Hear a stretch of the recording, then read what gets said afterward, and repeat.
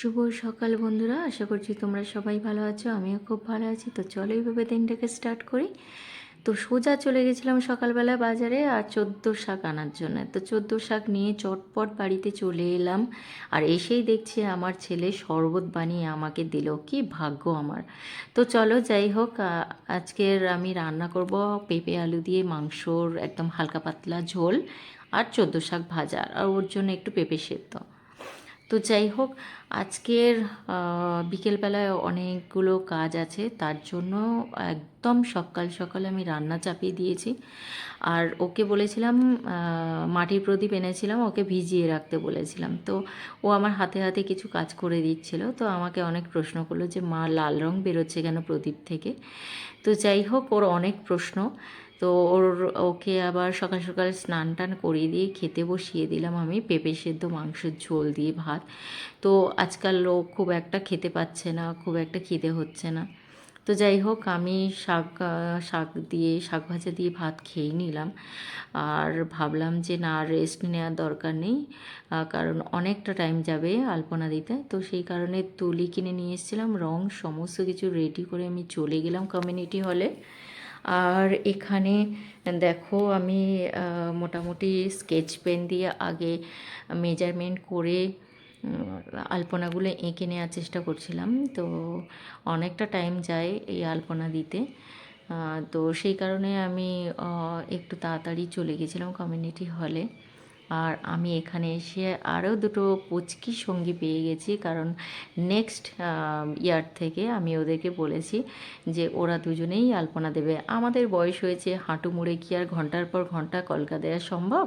তো সেই কারণে ওদেরকে সঙ্গে নিয়েছিলাম, ভীষণভাবে হেল্প করে দিয়েছিল দুটো খুদে সঙ্গী, খুব ভালো মিষ্টি দুটো মেয়ে। আর এই দেখো, একদম ফাইনাল লুক আমাদের আলপনা দেওয়া কমপ্লিট হয়ে গেছে। তো এখান থেকে তাড়াহুড়ো করে আমার বাড়িতে যেতে হবে, কারণ সন্ধে হয়ে গেছে, আমাকে 14 প্রদীপ জ্বালাতে হবে। তো সেখানে গিয়ে বাড়িতে এসেই আমি আগে প্রদীপগুলো সাজিয়ে নিয়েছিলাম।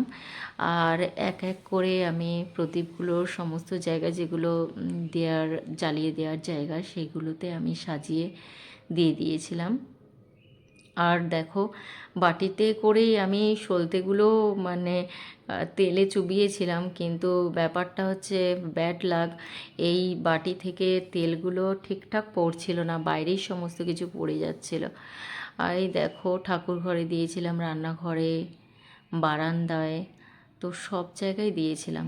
তো আজকের আমি ঠাকুর আনতে যেতে পারলাম না, আমার একটা আফসোস।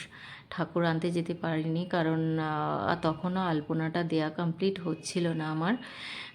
তো সেই কারণে আমি ভাবলাম যে আমি যাব না, আমার ছেলেটাকে পাঠিয়ে দিই। তো সবার সাথেই আমার ছেলে চলে গেছিলো ঠাকুর আনতে। তো আমি তার ফাঁকে বাড়ির কিছু কাজ ছিল, সেই বাড়ির কাজগুলো কমপ্লিট করার চেষ্টা করছিলাম, কারণ নিচে নামতে হবে, ঠাকুর আসবে। তো দেখো, বাইরেটা আমি প্রদীপ দিয়ে সাজিয়েছিলাম। আর সত্যি কথা বলতে কি, চেন লাইট ছিল, তো আমি লাগাইনি, কারণ কারেন্ট আছে, ছোট বাচ্চা, আমি চারিদিকে লক্ষ্য রাখতে পারবো না। তো তার জন্য ওর বাবা অনলাইন অর্ডার করেছিল এই যে রোবট লাইটিং একটা। তো সেটা ওকে ঘরের মধ্যে ও এসেই এটা এক্সাইটেড ছিল ভীষণ, আনবক্সিং করে সঙ্গে সঙ্গে ওইটা ঘরের মধ্যে অন করে দিয়েছিল, ঘরটাকে পুরো অন্ধকার করে। দেখো কত সুন্দর লাগছে দেখতে, কারণ ওর বাবা জানে যে চেন লাইটগুলো আমি লাগালেও সুইচগুলো তো অন থাকবে, তো বাচ্চা যখন তখন হাত দিতে পারে। তো যাই হোক, চলো, ঠাকুর সব আনতে চলে গেছিলো। তো ওখানে কি হচ্ছে তোমাদেরকে দেখাই। তো দেখো, এখানে সমস্ত কিছু রিচুয়ালস মেনে ঠাকুর বের করে নিল। আর দেখো তোমরা কত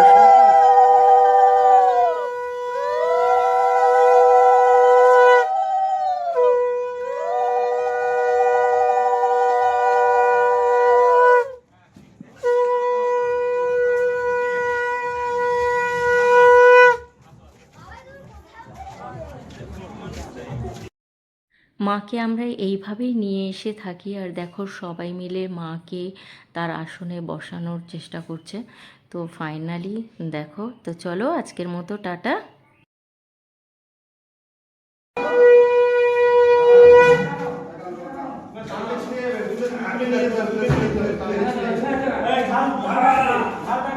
এটা এতে বাঁধলো কেন?